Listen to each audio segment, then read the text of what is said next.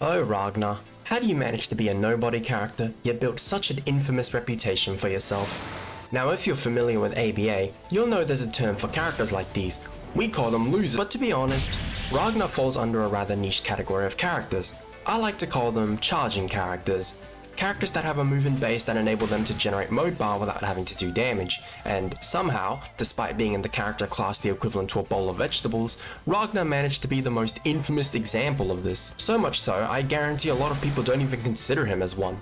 Well, today, I want to pick apart Ragna altogether to fully understand what makes him such an easy to hate character, because 1, I believe this to be a fun video idea, and 2, I genuinely do not hate Ragna anywhere near as much as I hate some other characters. Structure of the video is going to be simple. We'll start with why his character type is hateable, what makes him in specific so hateable, and some personal thoughts. Let's do it. But first, like the mob video, I needed a good sample size to allow myself time to use Ragna and understand his combos and scenarios, and of course having background footage. So I played Ragna for about an hour and 30 minutes straight in public servers, which averages around maybe 16-17 matches. I'm not bothering with ranked because this mode is hot garbage. My sources are going to be straight from the Discord itself, from the progress log and anywhere else applicable, and a few wiki comments along with, the game itself. And before people comment bit, that's not enough time to use a character. In the context of a public server, 16 matches is a lot of time, and that's not even factoring in training usage. If I had to use Ragna for an entire bloody week, this video would be taking an unnecessary amount of time to make. That being said, now let's get into it. First, we need to understand his character design, and to do that, we're going to take a look at the charging trio, All Might, Doppio, and Rika. To make things short, because you clicked on a video about Ragna and not these pinheads, these 3 characters are built on a rather weak basis. They have combos, but you're mainly going to be playing self-defense with these characters. Now notice my use of self-defense, because these characters are at their best when they're able to charge mode up. You are going to be spending quite a bit of time defending yourself from people who want your rear quarters wiped off the face of this earth. Call it passive. But if you're literally forcing them to do something about it, then you have to defend yourself, hence self-defense. This inadvertently encourages players to play in a much more passive manner because their whole goal is to get mode and blitz to as quickly as possible with their awakening, and Ragna falls under this category but to a different extent. The key difference with Ragna and Doppio is that unlike Rika or All Might, these two have way better options for actually going on the offensive, Ragna being a shinier example of such. And if it's not apparent, this isn't fun to fight for a few reasons. Reason 1, passive is universally hated. No matter what game you play, there is always going to be a hatred for passive characters. Reason 2, they force you to do something. One of the most infamous examples of this was Cloud from Smash 4. Every time you were letting him charge limit, you were playing into his hands. Every time you approached him to stop him from charging limit, you were playing into his hands. And while these characters definitely don't have it that good, you are still technically playing into their hands. You have to forcibly go aggressive to stop these characters from generating any more mode than they should be, because if you don't, you're screwed.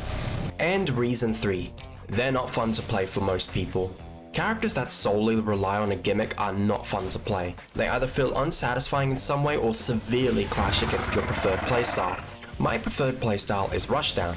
I like constantly keeping pressure up and going aggressive. These 4 do not remotely suit my playstyle, which then leads me to disliking players using these characters because, since I know this isn't my playstyle, I can't exactly make accurate predictions on what they'll try to do, let alone figure out a good way to fight them without always playing into their hands. These 3 are one of those eye roll characters. You know they're not that big of a deal, but know they're going to be a problem if you don't keep them in check.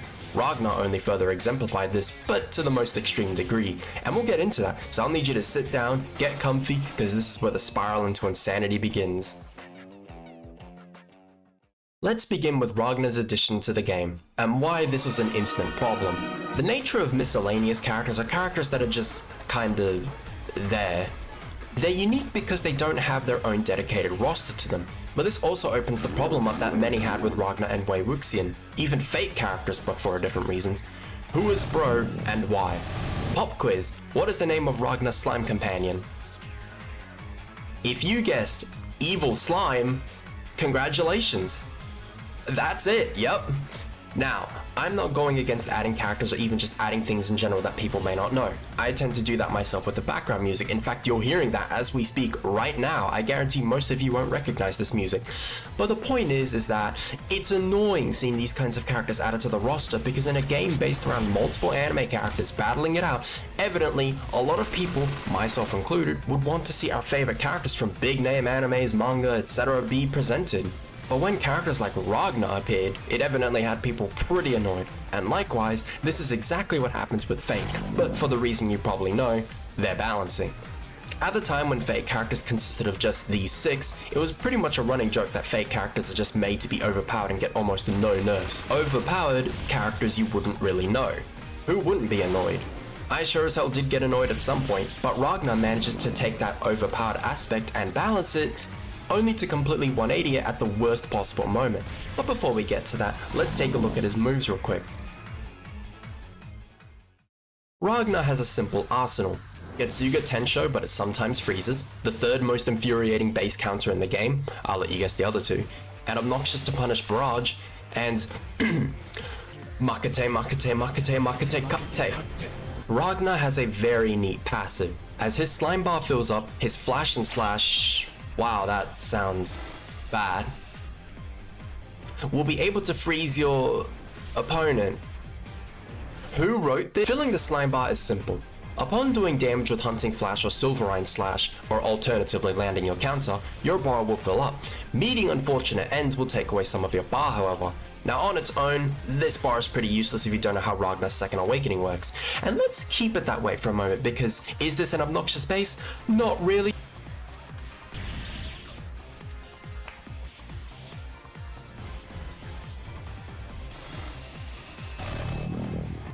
If you had to choose which move you hated most in Ragna's base, it's either going to be Mr. Slime or Resolve. What world would you rather be in? A world where the Ragna has an extremely long, inconsistent to punish counter that rewards the Ragna mode, gives him tons of invincibility and halts all of your movement, or the world where you have to listen to cut, meaning the Ragna is getting a lot of mode bar, health, and a damage boost just for chanting. Both are very hateable, but I'd rather live in the world with no slime counter. Even though it has the same issue as a lot of other counters do with starter, it's definitely on the lesser end because of its duration and consistency. You can't help but not feel absolutely evil when the Ragna you're fighting screws up their counter and you're finally able to get your hands on them. Oh, and of course, should the Ragna get a freeze on you from their Getsuga Tensho level guard break, what's normally a combo ender or anti-neutral move is now suddenly a combo starter, or worse, combo extender. How wonderful! And remember, the less you're approaching him, the more he can do this. Now about his awakenings, this is where things start to get quirky. Now on a realistic standpoint or even a ranked standpoint, Ragna's first awakening is really not that bad. It's just a Getsuga Tensho but larger with a guaranteed freeze and even stronger barrage that can't start combos or extend under normal circumstances. An awakening counter with startup that starts combos and does a fair bit of damage, and oh my god do I heavily dislike this move. You wanna know why I hate Amazing Impact? It's because if they hit you with it, they get a combo off of it. If you tank the guard break with it, they still get a combo off of it. Now despite what I just said, I'd still rather go up against that than Ragna's goofy rush move any day of the week. I can tell you for certain, I've guard broke, tanked, and countered Amazing Impact far more than I've ever blocked or countered Ragna's beatdown. This is the kind of problem that rush moves have in general, but in the case of Ragna, it's obnoxious for two reasons. One, the Ragna can use it whatever they want and you are bound to get caught by it. Two, the Ragna has other methods of landing this move, in fact Scratch 2. All you really need is one, because since the move is so difficult to react to without preemptively blocking, why even bother forcing an opening out when you can just walk up to someone and make them panic and boom, there goes half their health. A lot of us can agree, rush moves are infuriating to go against, and this is no exception. Having to preemptively block because you fear one move in a character's arsenal is never going to be enjoyable. It's not enjoyable for the victim because their entire playstyle now revolves around random rush attempts, and it's not enjoyable for the rush user because now they're down a move and down an anti-neutral. Albeit, I doubt anyone would feel bad for the Ragna users not enjoying the game when this is your playstyle. But aside from that, Ragna's awakening really doesn't seem as bad when compared to other awakenings. I mean, there's infinitely worse I can name off of the top of my head, so why on earth would Ragna's awakening be such a problem? In the scenario that you manage to achieve 325 damage and have a full bar of slime, you will achieve Ragna's Second Awakening. And this is where all design philosophy goes off the rails and we enter unhinged territory. Apart from the fact that Ragna's moves become slightly better and he gains access to a one-shot with one small drawback and zero sacrifice, it's arguably worse than his normal awakening. For the case of public servers at least, because this awakening is anything but worse, even in public servers. So let's start with something the game has conditioned you and I to believe for literal years by now. Whenever a character has a one-shot or an ultimate move in their kit, it usually comes with a heavy drawback. Let's use 3 random, easy to examine characters as examples. Luffy. Luffy's Gear 3rd, while not necessarily a one-shot, is what we'd call an ultimate move. It does extremely high damage, with the drawback that you lose all of your awakening. Gon's Despair has a singular move that you use with the sole intent of singling someone out and ending their entire way of existence. The sacrifice being, you're not going alone. And finally, Gohan. Father-Son Kamehameha will use up a large portion of your awakening bar, but in turn deals massive amounts of damage and evidently allows you to keep some of your awakening. Now, have you noticed a bit of a pattern here? The moves that don't necessarily one-shot on their own don't take up all of your awakening or use it all up because they may as well be a one-shot. Well, take all of that, throw it out the window, and we have Twin Hunting Flash. A one-shot that doesn't have any sacrifice, has one drawback, that being it uses up some of your awakening bar, has no hidden requirement to use or really any requirement at all, and of course has a lot of range. Do you know how many other ultimates like that exist in the game? Zero. Literally zero. The closest you'll get is Indra's Arrow, but that has a hidden damage requirement and doesn't even one-shot to begin with. The noticeable, albeit inconsistent pattern when it comes to how ultimates and one-shot moves are handled are completely thrown out the window for Ragna. He is the one and only character that has that level of privilege, and yet somehow that wasn't enough. Because by far, the biggest and easiest peeve I have, and most likely many of you watching and many out there not watching have with Ragna. Once again, quick pattern example. Lancer. Upon losing all your health, you use up guts and become much quicker and gain your awakening bar. The drawback is that this does not stop you from dying if it procs mid-combo. Sukuna. Upon losing a certain amount of health, you will lose a limb and forcefully grow it back, losing a lot of your awakening bar. Giordano. Lose all your health, return to 0 will activate, giving you all your health back but ending your awakening early, along with being one of the very few things to survive End and Mugetsu. Notice a pattern? Lose health, suffer a drawback. What's Ragna's drawback to this? His awakening continues to drain during the animation. That's it? That's it? So imagine you somehow end up in this situation. You are using Gojo, and your opponent is Ragna. You are both literally last life, but somehow the Ragna has brain damage and allowed himself to get hit by Red and a few other attacks. Now that he's low health, I can go in and use Infinite Void, and I've won. That's it. His head is coming clean off, and what? What? What you've just witnessed is arguably the best revive in the entire game. And if you think that's not enough, here is the Awakening surviving End and Mugetsu and still having room to spare. What? This Awakening unironically goes against so much about the usual way these unique quirks are designed. Revives aren't meant to be perfect. They always have some kind of drawback that makes you not want to activate these revives. One-shots and ultimates are relatively similar cases. These are usually last resort moves or moves you need to get out of the way ASAP before it's too late. Ragna literally has none of these problems, maybe except needing to get his ultimate off at some point, but that's quite literally it. He doesn't have to care if you kill him because what you have to sacrifice just to get a drop of blood out of him is not even remotely worth it. The literal only way to bypass this Awakening is with Hug, and that's only because Hug is a grab. I said at the start I don't necessarily hate Ragna, but I can only live by that notion to such a degree before it starts getting unbelievable.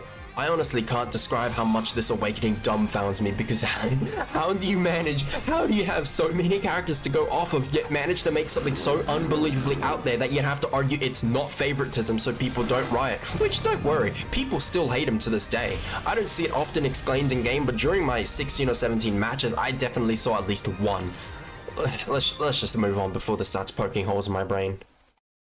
All in all, what are my personal thoughts on Ragna?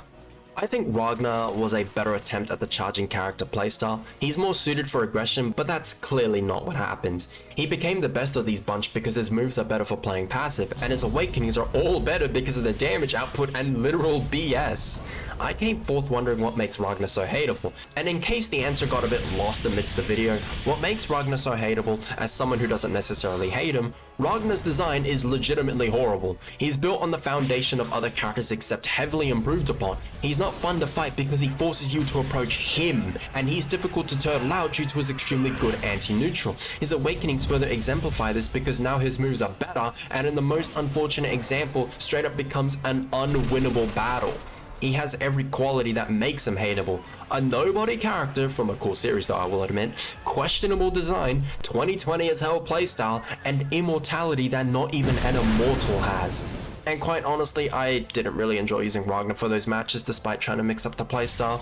If you're wondering how I even had fun with this character, the only fun I had was getting his second awakening and one-shotting someone random. Yeah, go figure. But otherwise, if you enjoyed, subscribe, comment your thoughts on Ragna or something funny. Massive thanks to my friend for helping me get all the extra footage. And yeah,